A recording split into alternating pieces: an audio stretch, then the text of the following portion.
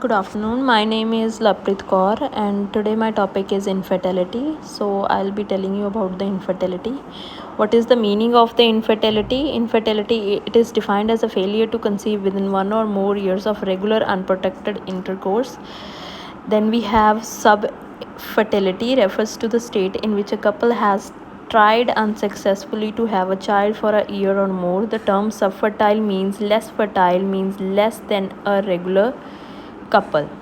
Primary infertility denotes couples who have never been able to conceive. Secondary infertility indicates difficulty conceiving after already having conceived. There are some causes of the male infertility, which is obstruction of the VS, and physiological causes, disorders of sperm motility, and disorders of spermatogenesis. Causes of infertility in male is defective spermatogenesis. It may be due to an congenital factors, hypospadias and thermal factors, infection, endocrine factor, genetic factor, and immunological factors. Obstruction by the efferent duct, failure to deposit sperm high in the vagina. Causes of the female infertility, and there is the diagram that has shown the different kind of causes. So the first one would be the ovarian factor, an ovulation or oligo-ovulation. Tubal and peritoneal factors. Tubal and peritoneal factors are responsible for about 30 to 40% of the cases of female fertility. These includes peritubal adhesions, endophalangeal damage, previous tubal surgery or sterilization, sometimes salpingitis, polyps, and tubal cancer as well. Then there is this diagram that shows the different kind of disease pattern.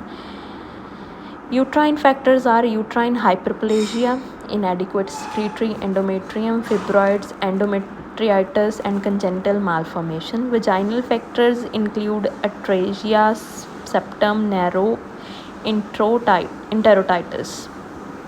Cervical factors are the chronic cervicitis and presence of the anti-sperm antibodies, congenital elongation of the cervix, acute retroversion of the uterus, scanty vaginal mucus, occlusion of the cervical canal, abnormal constituents in the mucus. Combined factors: age of the wife beyond 35 years and advanced age in the men, infrequent intercourse, anxiety, use of lubricants during intercourse which may be spermicidal. There are some investigations that are also responsible to detect the infertility in male and female. So the first, we have to carry out the history, which includes the age, duration of marriage, history of the previous marriage with the proven infertility. Then we need a medical history, surgical history, menstrual history, previous obstetric history, contraceptive practice, and as well as the sexual problems that they have. Examination, journal examination, which includes obesity or any marked reduction in the weight, some kind of any secondary sex characteristics key development. Systemic examination, which causes with the hypertension, organic heart disease, and chronic renal lesion.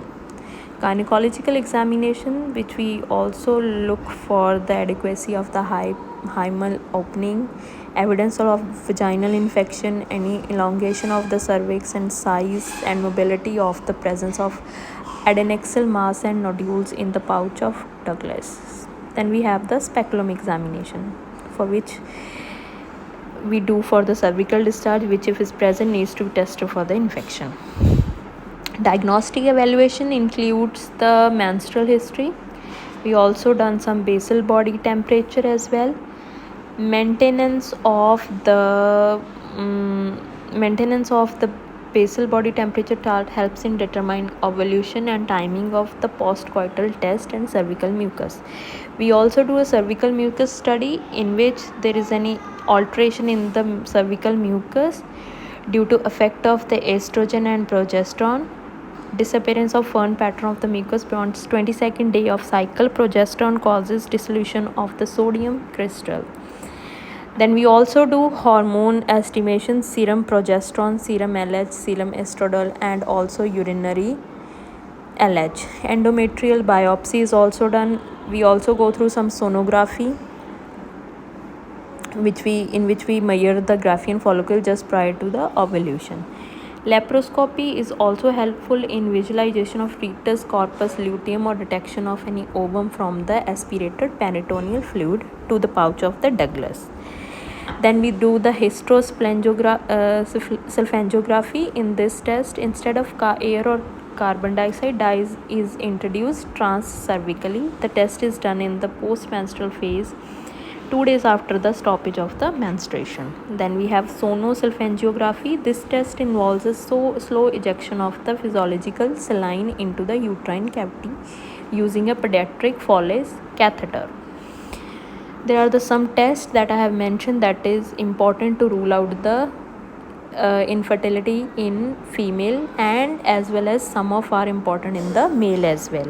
Then we have some management of the male infertility.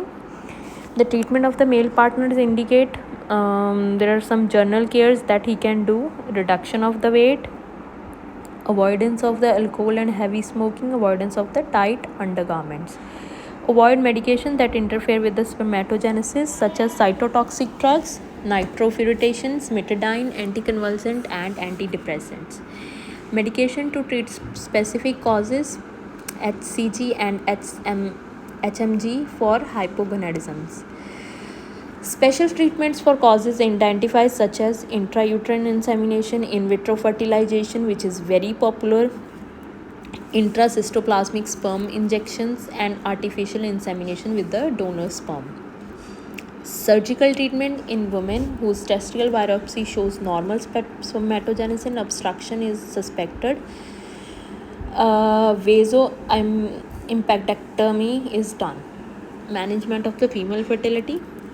If there is any ovulatory dysfunction, then we also do some correction of the biochemical abnormalities.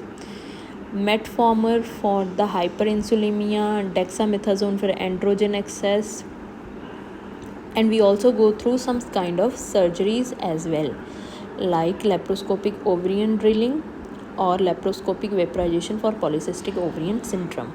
Surgical removal of virilization for the function ovarian or adrenal tumor, and tibital anastomosis for the adhesion in the tube, canalization and balloon tuboplasty for the block in the tube, fibroplasty for the fibril adhesion.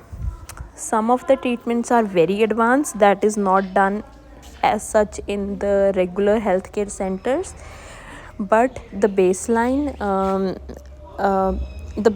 identification we have to do it in the prior stage. So that was all about the fertility. I will explain it about the different types of the fertility.